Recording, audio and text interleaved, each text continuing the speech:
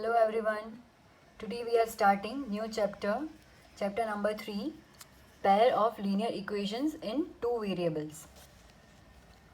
आपको linear equation पता है, आपको linear equation in two variables भी पता है, पर ये pair of linear equation in two variables क्या है वो हम देखते हैं. सबसे पहले थोड़ा रिकॉल कर ले स्टैंडर्ड 9 का. Linear equation, what is linear equation? ax plus b is equal to 0 where a is not equal to 0, a and b are real numbers. यहाँ पर एक अननोन दिया है, वो क्या है? x. यहाँ पर अननोन है x.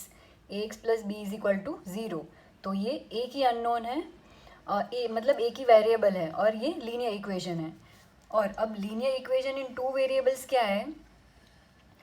ax plus by plus c is equal to 0 where a, b and c are real numbers and a and b are not both zeros. इसका मतलब क्या है कि a और b दोनों साथ में ज़ीरो नहीं है. या तो a ज़ीरो हो सकता है या b ज़ीरो हो सकता है, पर दोनों एक साथ ज़ीरो नहीं हो सकते. That means a square plus b square is not equal to zero. तो आप यहाँ पर देख सकते हैं कि कितने वेरिएबल्स हैं? दो वेरिएबल्स हैं, x एंड y, दो अननोन्स हैं इसमें. तो ये linear equation in two variables है. ax plus b y plus c is equal to 0 is a linear equation in two variables. अब हमें क्या सीखना है? Pair of linear equation in two variables. तो pair of linear equation in two variables, a1x plus b1y plus c1 is equal to 0, a2x plus b2y plus c2 is equal to 0. हियर a1 b1 c1 a2 b2 c2 are real numbers and a1 square plus b1 square is not equal to 0. इसका मतलब क्या है कि a1 and b1 दोनों साथ में zero नहीं है and a2 square plus b2 square is not equal to 0. That means a2 and b2 दोनों साथ में ज़ीरो नहीं है. तो आप यहाँ पर देख सकते हैं कि दोनों में, इस इक्वेशन में दो वेरिएबल्स हैं और यहाँ पर भी दो वेरिएबल्स हैं, x and y, two variables, two unknowns भी बोल सकते हैं इसे. और ये पेयर है, ये दो इक्वेशंस दिए गए हैं. तो आगे हम इसे सॉल्व करेंगे, इसे ग्राफ के फॉर्म में शो करेंगे. तो हमें इसी पर काम करना है इस चैप्टर में, pair of linear equation in two variables. इस तरह से इक्वेशन दिए गए होंगे और हमें सोल्यूशन निकालना है या तो ग्राफ के फॉर्म में दिखाना है, etcetera. Right. Now, geometrical representation of linear equation in two variable is a straight line. हमें पता है, ये हमने स्टैंडर्ड 9 में सीखा था कि अगर आप लीनियर इक्वेशन को प्लेन में ग्राफ के फॉर्म में दिखाते हैं तो उसका ग्राफ क्या होगा? स्ट्रेट लाइन होगा. Right. Given two lines in a plane, only one of the following three possibilities can happen. अगर हमने एक लाइन को ग्राफ के फॉर्म में दिखाना सीखा था, पर हमें यहाँ पर क्या कहा गया है कि अगर प्लेन में टू लाइंस होती हैं तो ये तीनों में से कोई एक ही पॉसिबिलिटी होगी उसकी. तो क्या है वो? First possibility is the two lines will intersect at one point. ये रहा वो कि अगर प्लेन में कोई दो लाइंस दी गई हैं तो क्या हो सकता है कि वो कोई एक पॉइंट, सपोज यह है P, कोई एक पॉइंट में इंटरसेक्ट करे. दूसरी पॉसिबिलिटी क्या है? The two lines will not intersect और they are parallel, कि दोनों लाइन कहीं पर इंटरसेक्शन ही नहीं होगा दोनों लाइन का. दैट मीन्स दोनों एक दूसरे से पैरेलल होंगी. Okay. Now third possibility is the two lines will be coincident.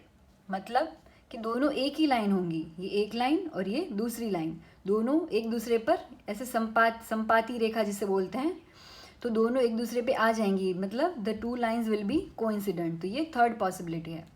या तो वो इंटरसेक्ट करेंगे कोई एक पॉइंट में, या तो पैरेलल होंगी, या तो कोइंसिडेंट होंगी. Okay. Right. Now will start with exercise 3.1. Exercise 3.1, question 1. Aftab tells his daughter, 7 years ago I was 7 times as old as you were then. Also 3 years from now I shall be 3 times as old as you will be.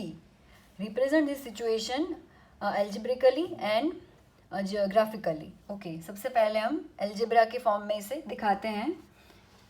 क्या कहा गया है हमें?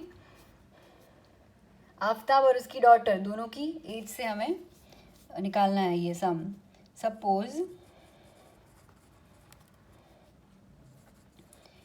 As of Aftab is x years, suppose किया हमने, और suppose age of his daughter is y years, ये हमने सपोज किया. नाउ आफ्ताब क्या कह रहा है उसके डॉटर से?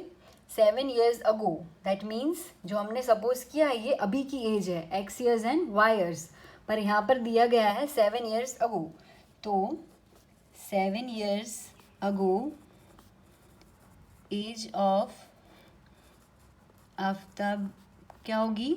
x minus 7 years. सपोज आपकी एज अभी 10 साल है, तो 7 साल पहले आपकी एज क्या थी? 10 माइनस 7, 3 years, राइट. तो यहाँ पर भी हमें ऐसे ही करना है. Age of present age of Aftab is x years, और 7 years अगो क्या होगी? x minus 7 years. Now 7 years ago age of his daughter is y minus 7 years, right. तो उसके इन दोनों के बीच में क्या कनेक्शन है? 7 years ago I was 7 times as old as you were then. Aftab अपनी बेटी से कह रहा है कि 7 साल पहले I was 7 times as old as you were then. मैंने यहाँ पर लिख के आपको समझ में ज़्यादा आएगा. देखिए, ये आफ्ताब की 7 साल पहले की एज है और ये उसकी डॉटर की 7 साल पहले की एज है, राइट. तो आफ्ताब उसकी बेटी से 7 गुना ज़्यादा बड़ा था. इसका मतलब क्या है? आफ्ताब से 7 गुना ज़्यादा बड़ा था, तो हमें इस साइड 7 से मल्टीप्लाई करना है, राइट. तो हमें क्या इक्वेशन मिला? x minus 7 is equal to 7 in the bracket y minus 7.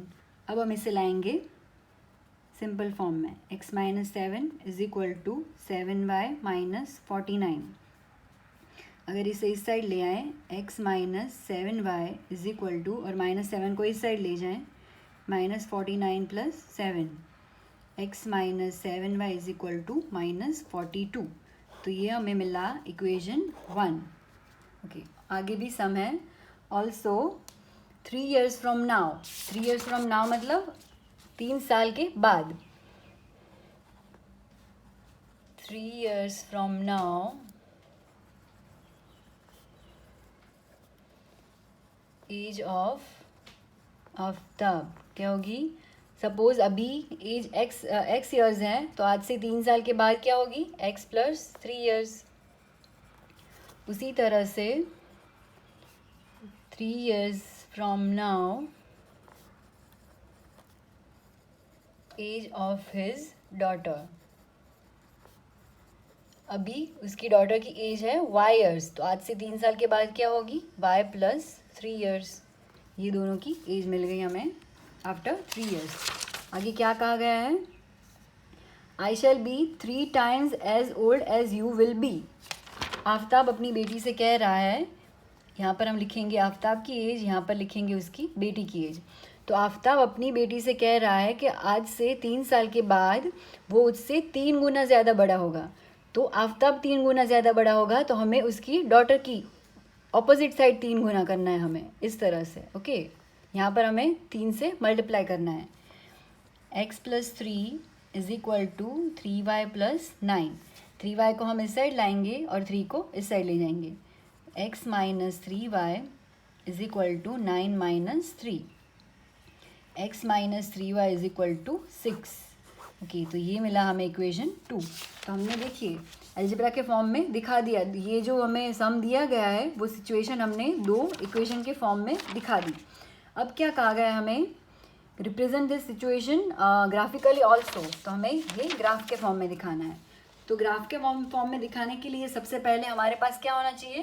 Points होना चाहिए. तो दोनों इक्वेशन से हम सबसे पहले देखिए, मैं x minus 7y is equal to minus 42. हमें अलग अलग x और y लेके 3 ही पॉइंट्स हम सबसे पहले फाइंड करेंगे. अलग अलग एक्स और वाई लेके हमें पॉइंट्स फाइंड करने हैं। और यहाँ पर मैं दूसरा इक्वेशन लिख देती हूँ, x minus 3y is equal to 6।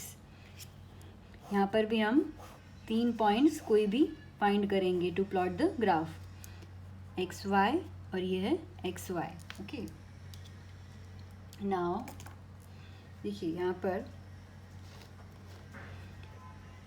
y की कोई भी वैल्यू के लिए हमें x फाइंड करना है, वैसे ही x की या तो x की कोई भी वैल्यू के लिए हमें फाइंड करना है, y फाइंड करना है। सबसे पहले सपोज हम x इज इक्वल टू 0 लेते हैं, तो यहाँ पर हम x इज इक्वल टू 0 लेते हैं, तो 0 minus 7y is equal to minus 42।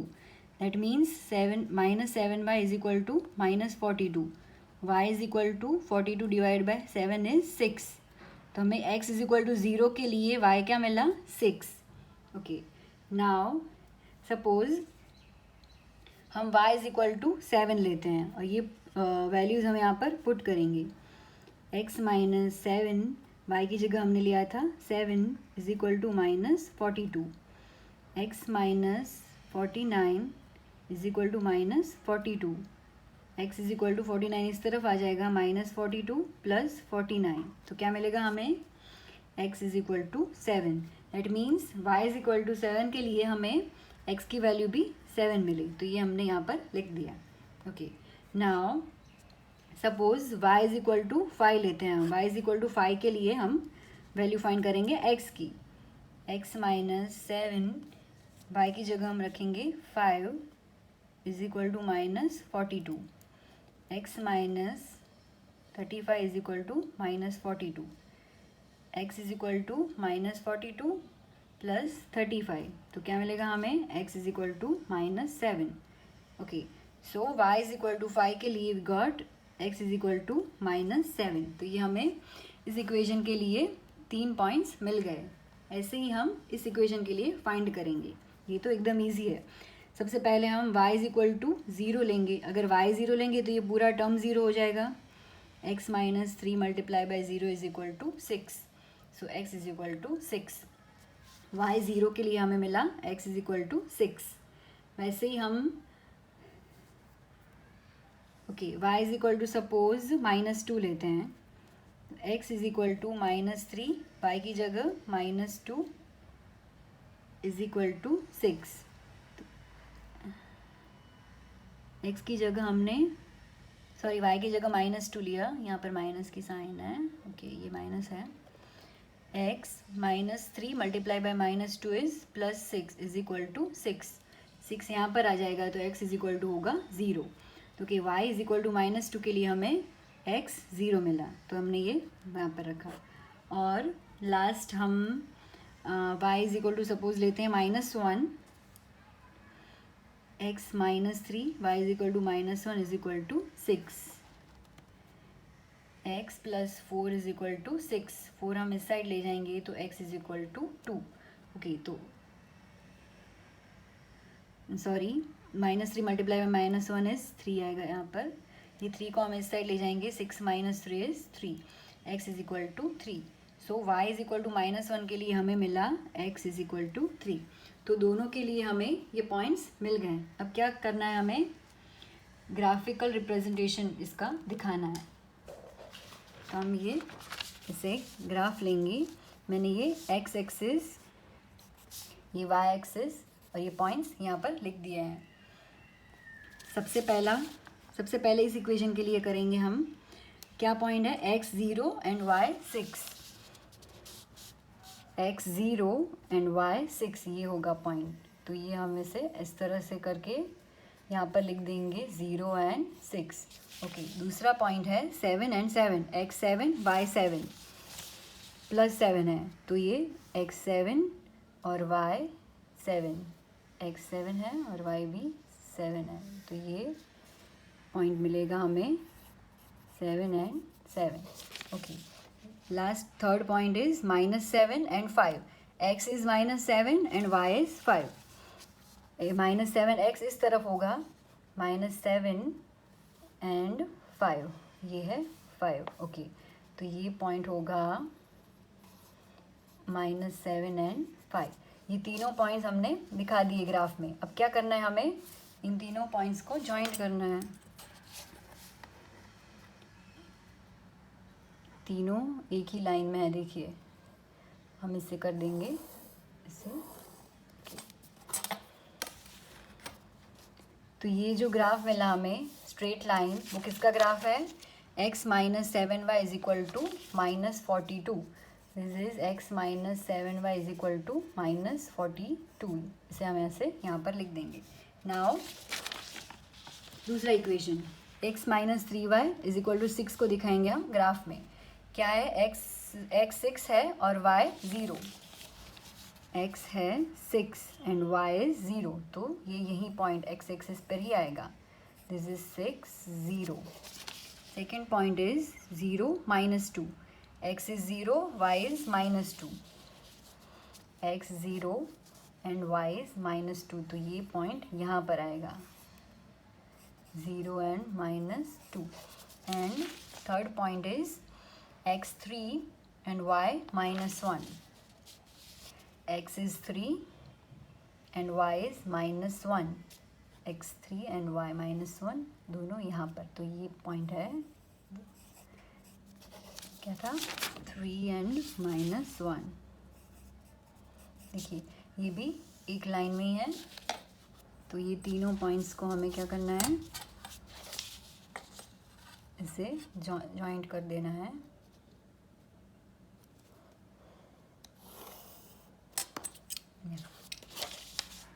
तो ये जो हमें ग्राफ मिला स्ट्रेट लाइन, वो कौन सा है, x minus 3y is equal to 6। तो इसके ऊपर या तो कहीं पे भी हम x minus 3y is equal to 6 ऐसे लिख देंगे। तो ये हमने एक सिचुएशन को इक्वेशन के फॉर्म में भी दिखाया और ग्राफिकल फॉर्म में भी दिखाया। Thank you.